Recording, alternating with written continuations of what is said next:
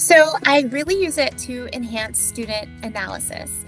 I really find that being able to read the text the first time and then view it really enhances their access um, to like deeper analysis and deeper discussion through that. So, for example, with the Crucible, we read and then we watched it, and I was able to have students were able to have really great conversations about the text and determine exercises I gave them was I want you to determine what the three most important lines of Act 1 are and why.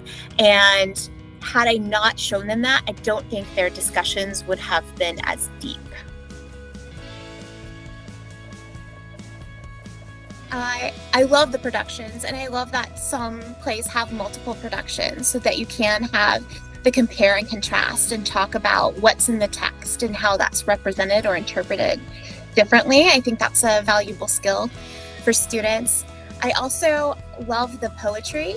I think the poetry productions are very well done, the recitals. I think having students hear how poetry is meant to be presented. I think we get too lost often in just reading it, but actually, the rhythm of language is meant to be experienced, either by speaking it yourself or hearing someone read it. That's how you really get to the beauty of poetry. And so having that resource has been very valuable for my students to appreciate poetry on a different level. I also, I find the Unlocking series great. This is really helpful for students who miss class to get, if they miss the discussion on the literary device that we're talking about, they can go back and watch this video and get, a deeper level of understanding. I also think it's great for flipping the classroom. So you can assign that for homework and then come in and delve right into looking at the text and finding those and analyzing those devices and why they're important and why we use them. So we can spend more time in class on the deeper thinking than on just the basic definitions and defining. One of the best examples is the poem We Real Cool by Gwendolyn Brooks. I think on the page, you miss so much of the richness of the rhythm and how that language is put together that it needs to be heard. And on hearing it, the level of understanding, or even not just understanding, but the analysis of that rhythm, of those rhymes, is easier for students to access because they can hear what the poet is doing. Important for students to know that poems shouldn't sound sing-songy, if that makes sense. Yeah. That you follow the punctuation of the poem, that the punctuation is important. So not only just rhythm, but also like syntax in poetry, it's helpful in discussions about that. So why do you think the comma is in the middle of the line? Why is this enjambment happening? Those discussions are richer because they can hear the effect. The lesson toolkits, I used the one for the Crucible so that as we were watching, they could reference the sheets of characters to keep track. Which was very helpful because there's a lot of names that get thrown out and some characters don't appear until the very end. So the relationship map was something that was very helpful for my students, I found.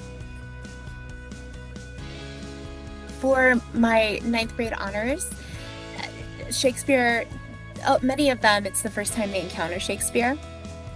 And there's a fear that they have where they think it's too hard.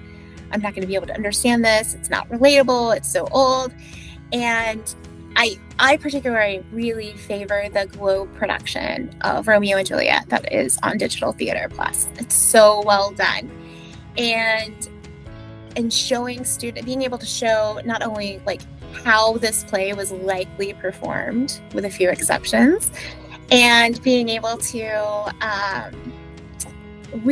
just being able to share that with them and showing them that they can understand it. They are getting more, because a lot of times we do the first Act 1, Scene 1.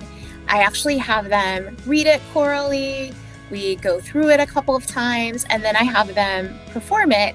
And it's really rewarding to have them go back and watch that scene and see all the light bulbs go on, but also see that they got it, or they didn't think they, or they were a little unsure of themselves. That's really rewarding. So just seeing that they can access Shakespeare and that it can be fun and it can be rewarding just from the beginning is wonderful. I love that. With my team talk classes, again, one of the units they talk about the most is the Crucible. And I think it's because they had a very rich understanding, because we used the two mediums. They had the play that we read in class, plus they had the visual. So putting it together. And it really particularly helped with the setting of the play and understanding the just how plain clothed they were and some of the traditions around Puritanism, like women covering their hair and their roles, really led to some really in-depth discussions from students that aren't always as likely to volunteer information. So I found for my high school, there's quite a few resources that work for what we teach. We teach Shakespeare every year except for junior year. So we have Romeo and Juliet. We have teachers teaching Othello. We have teachers teaching Hamlet. We have teachers teaching Macbeth, and Romeo and Juliet, and The Tempest. We also, there's many American dramas on here. We have a teacher right now teaching A Doll's House. But also, like, just looking at the stuff you could use with some of the novels we teach, like Jane Eyre or Frankenstein. Even showing them how a playwright or takes a novel and adapts it into a play form. Those are great conversations too. What do you cut? What do you leave out? What's important? What's not? Those are great conversations to have with students.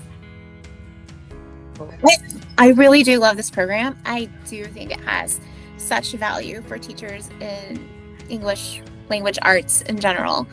I can just see how it would enrich any level of classroom, including, I've taught AP in my past, and if I had this resource, I could have done things differently, to make it a richer experience for students. So yeah, I think I don't know what I would do if I don't have access next year. A student who was so into the Globe Shakespeare production, and like we've had problems getting logins to our students because of the way our internet stuff is set up. And he was like, how can I watch the rest of this at home? And he was so into it. And it was because he was able to watch this production. I think he's written some of the best responses to Romeo and Juliet. So that was great, because he's a kid that's been very difficult to engage all year. And that's what did it. Like, he pulled me aside.